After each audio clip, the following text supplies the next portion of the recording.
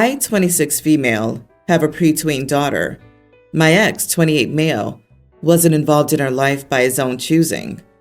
Back in December, he reached out. It took some time, talking, and a little therapy. He's been back in our daughter's life for about 4 months now. We're working with the courts to establish paternity and for him to get custody. In the meantime, I've let him visit her at my place. He's taken her on day trips. Since getting a bigger apartment, he's had her spend the night. He was supposed to visit her Wednesday, have dinner with us, and watch a movie. Per the therapist's recommendation, we try to do things the three of us can do so she can see us get along.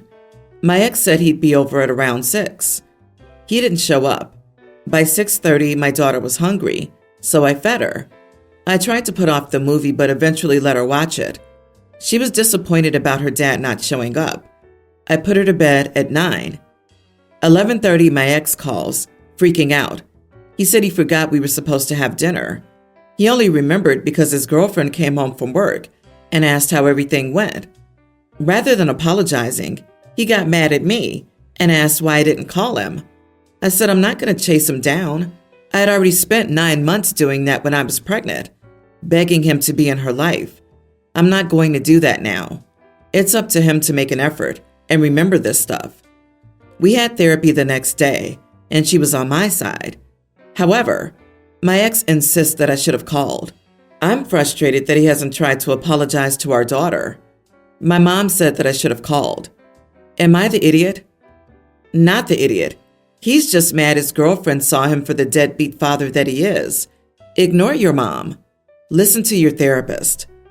Yep, because you know the girlfriend is the only reason he's doing this anyway. This is the classic case of an ex's new partner starting to ask why they don't have contact with their kid. Those people are not trying to establish contact for the child or their own sake. It's just to hide their true selves from the new partner. Also, OP's mom's wearing her internalized misogyny loud and proud. My dad did this too. It's such a classic. The handful of times I saw him, it was always with a new girlfriend who had kids, and I'd end up always being a babysitter. When he finally met his future wife, he tried to convince me that my mom was a witch and that I could move in with them and be a happy family. The kicker is he also sent a mass email to all of his contacts the same day, saying that he was so happy he was done paying the state for child support, that he wished he had made different choices in life, and that he was excited to start the next chapter of his life. I was his only child. I stopped talking to him after that. OP, it's not your responsibility to keep your ex on schedule. As a 28-year-old adult, he should take responsibility for himself and his time. Truth. He knows his girlfriend now realizes that she's banging a guy who at 28 years old, a deadbeat loser, and thinking, do I want this? Plus, ex does want to keep the girlfriend, so he's freaking out. OP, I want your kiddo to have great parental support, and I get that you want that too. And so you're helping her stupid parent try to be adequate. But I think I would take this as at least strike 1 of 3. And if he can't work out how to take responsibility, it strikes 2 as well. Having a second parent, but having that parent be a detrimental presence, is not a net win, you know. One thought, maybe set up a shared calendar so that when you have activities that are planned, it can go on the shared calendar. Look, it's not OP's or anyone else's job to remind him that he needs to have dinner with his kid. In this day and age, people can put reminders on their phones for that. At the end of the day, OP has been a single mom, figuring it out for so many years. She shouldn't have to update a calendar for him.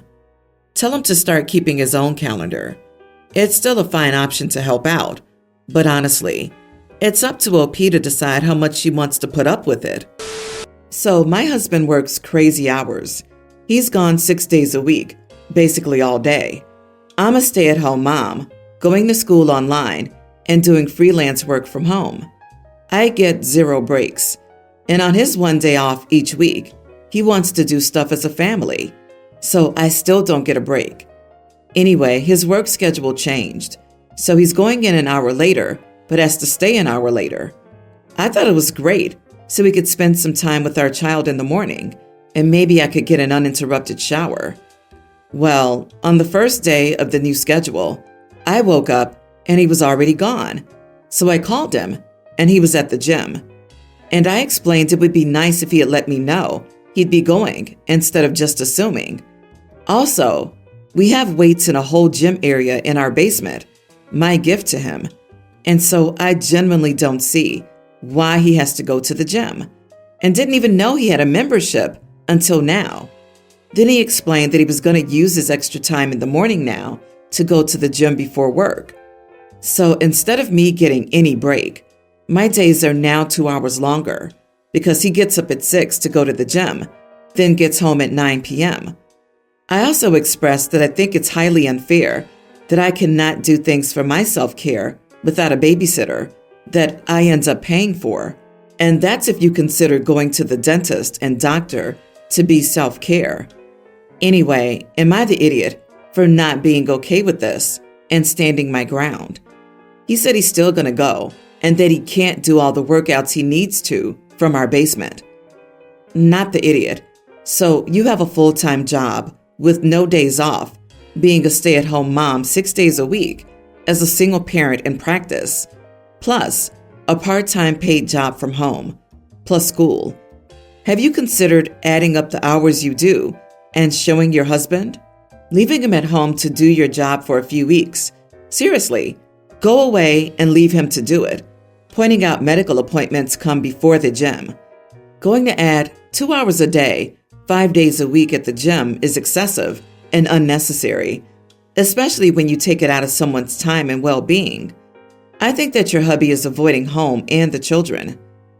And we have a winner. This guy just doesn't want to be a dad at all. So he has a family he's not actually interested in. Please tell him he will have to work more hours and forget about the gym, as he'll need more money for child support payments. Agree. Honey, you're drowning. You need to clarify to him that this deeply affects your happiness and mental and physical health. Tell him the marriage cannot survive if you're drowning this much, and that you love him, but this is putting a strain on your marriage. Additionally, from a divorced gal who went through the same, just so you know, you get way more breaks when you're divorced. It's great. Kid-free weekends to do whatever you want are so relaxing. So definitely evaluate whether this stress is really worth it. If I was choosing a marriage like that versus divorce, I could tell you from the other side, definitely divorce.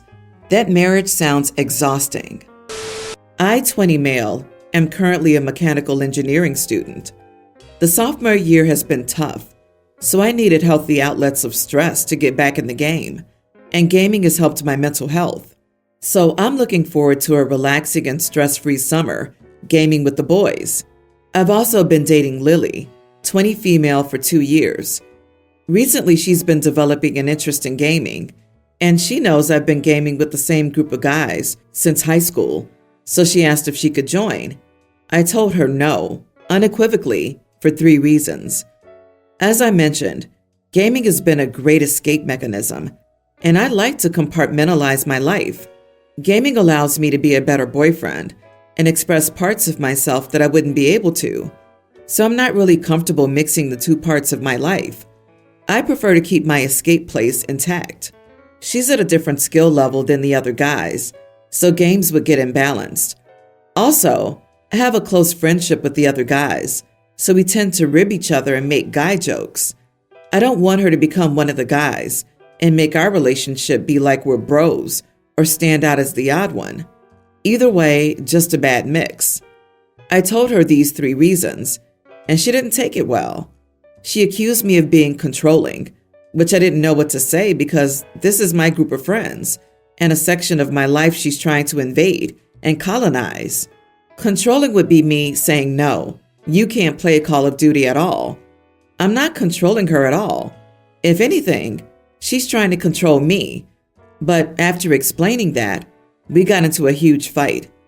I'm just sitting here wishing I didn't open my big mouth and just say that we meet at times when she's at work. Edit. I'm a rage gamer.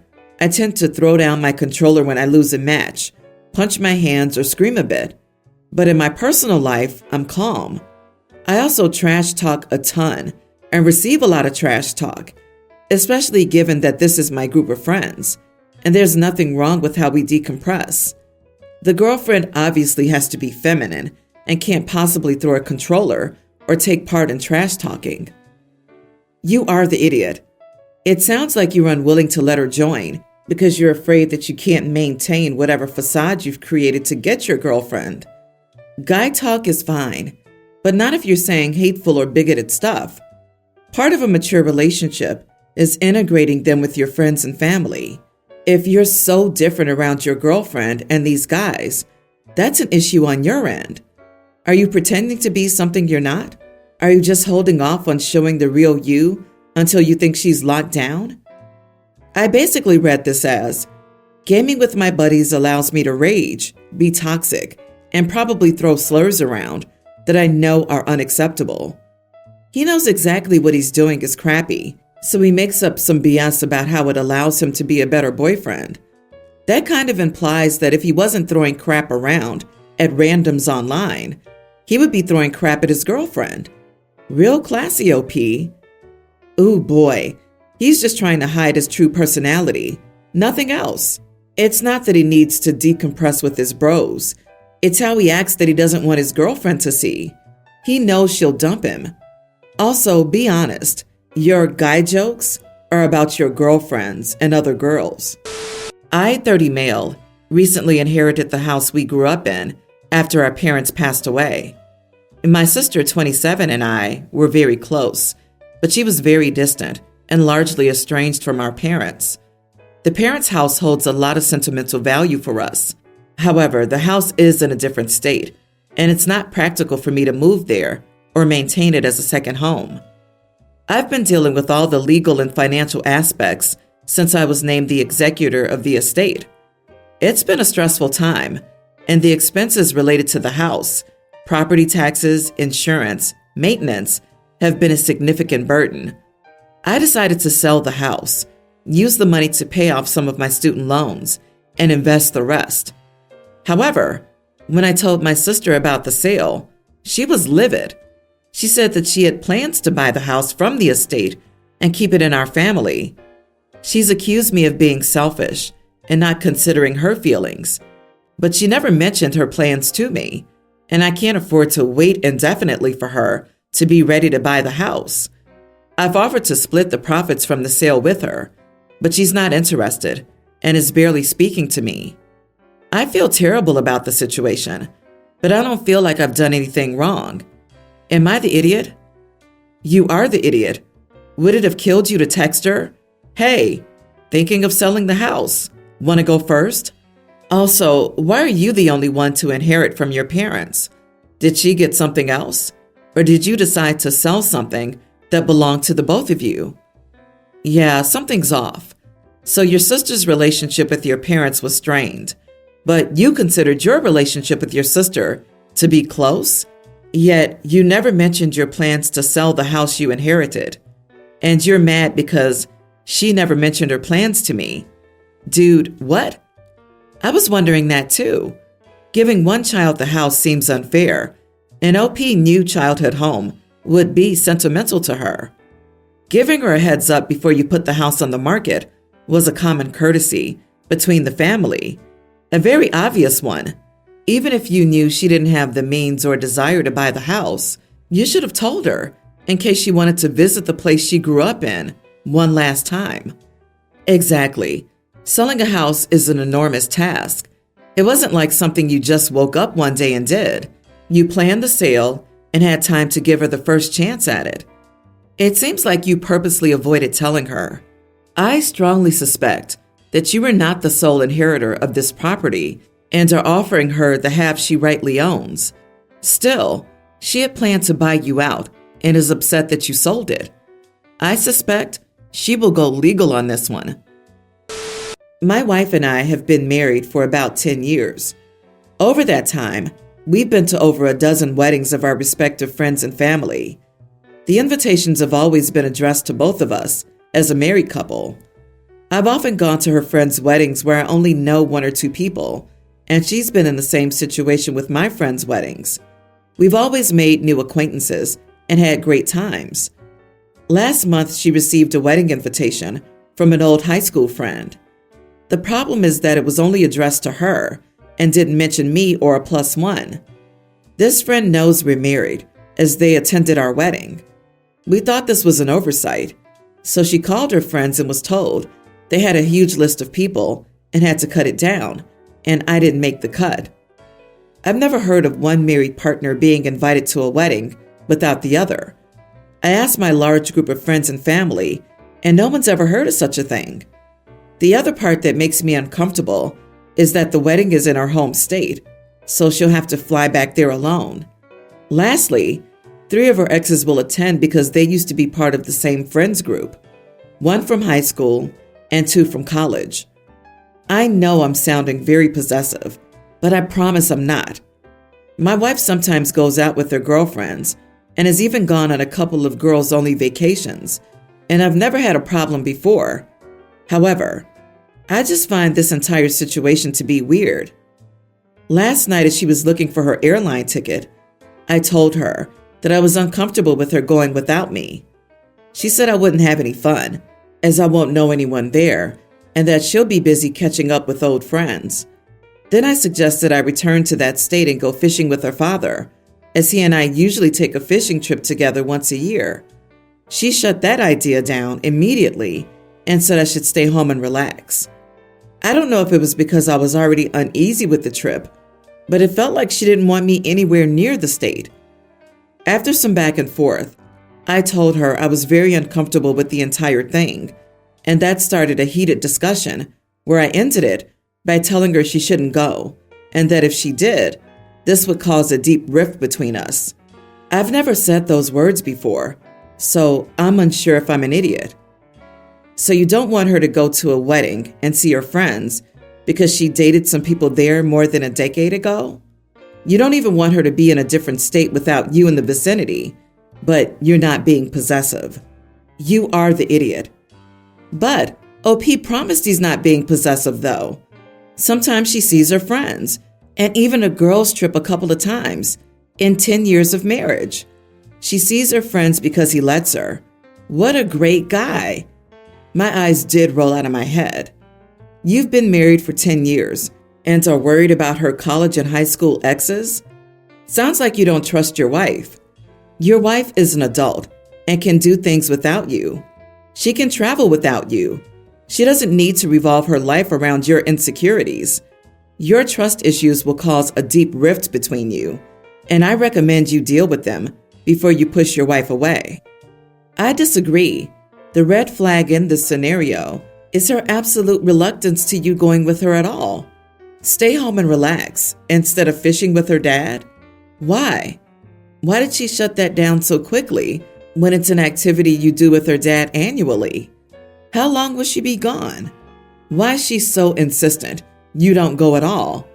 If the friend getting married attended your wedding and you have an existing friendship with them, why is the spouse being cut from the invite list?